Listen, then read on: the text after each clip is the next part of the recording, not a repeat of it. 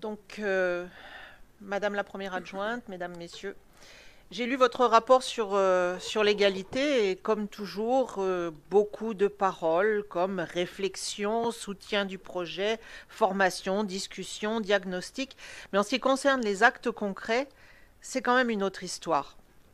Ce texte est rempli des clichés répandus dans le néo-féminisme ou la culture woke, la victimisation par exemple, qui plutôt que de permettre aux êtres humains d'être solidaires les uns envers les autres, les rend haineux envers tout ce qui n'est pas eux.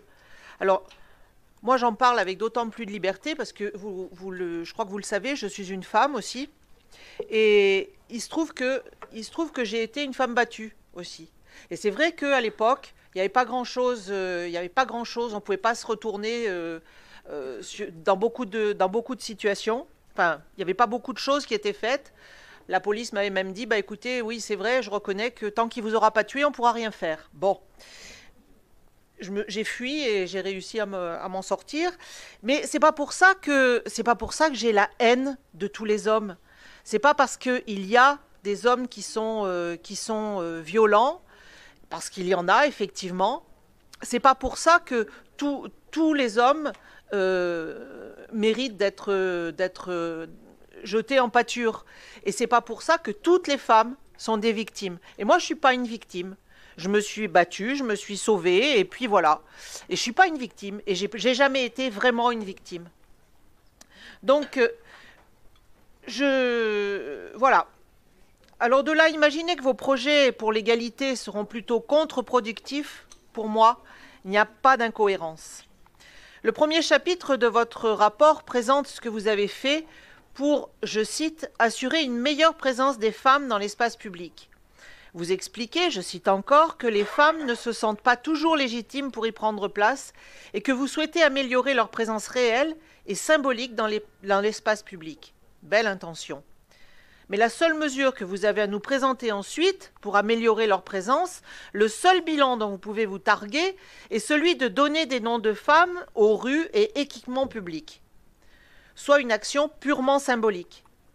On a du mal à imaginer ceux qui harcèlent les femmes dans la rue ou font régner ce climat d'insécurité, subitement arrêtés parce qu'ils se trouveraient sur le parvis de la gare Madeleine-Pauliac, plutôt que dans une rue au nom d'un vieux mâle blanc. Mais nous commençons à être habitués à votre politique du symbole, sans jamais aucune action ayant prise sur la réalité. Non, vous vous obstinez à refuser l'installation d'une vidéoprotection opérationnelle, bien que la région vous ait proposé 1 million d'euros pour le faire, en niant leur utilité non seulement sur le côté dissuasif, mais également pour aider à la résolution des enquêtes. Votre dogmatisme, tellement éloigné du réel, ne vous permet pas de voir la vérité en face. Vous ne faites rien pour permettre aux femmes de se sentir en sécurité dans l'espace public, et donc d'y prendre leur place. Vient ensuite le chapitre de la lutte contre les stéréotypes dès le plus jeune âge. Je ne peux ici m'empêcher de relever vos contradictions.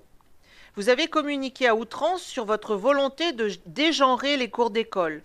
Ce dégenrage consiste concrètement à réduire la place accordée au terrain de foot. Vous assignez donc clairement la pratique du football aux garçons, considérant que les filles n'y prennent pas part dans les écoles.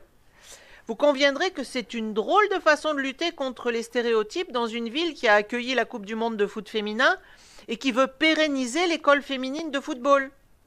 Mais vous n'êtes plus à une incohérence près dans votre logiciel idéologique. Vous osez ensuite vous vanter du service de santé scolaire de la ville de Grenoble. Ce même service de santé auquel vous avez sabré les crédits il y a quelques années avec votre mal nommé plan de sauvegarde des services publics, qu'il aurait convenu d'appeler plan de démantèlement des services publics. Cette cure d'austérité, pour laquelle personne ne vous avait élu, a frappé de plein fouet des services essentiels et n'a servi à rien, puisque vous souhaitez désormais augmenter les impôts des Grenoblois. Chaque conseil nous le confirme, vous connaissez pas la honte ni même l'humilité. Je passe rapidement sur les subventions pour les clubs. Vous souhaitez tenir compte de la pratique des femmes pour déterminer le montant de la subvention. Les clubs qui se trouveraient bien moins pourvus en adhérentes féminines que d'autres seraient alors lésés, quand bien même la pratique est ouverte à tous et toutes. On retrouve ici le schéma que vous avez imposé aux structures culturelles, qui sont soutenues si elles s'engagent pour le climat ou l'égalité femmes-hommes, à rebours de la logique de liberté de création. Vous avez créé des critères d'attribution pour forcer les associations à se plier à vos dogmes, ce qui n'augure jamais rien de bon. En parallèle, vous annoncez dans le fascicule Grenoble Culture, page 36, que la pratique du chant ou de la chorale est inéligible à la demande de subvention culture.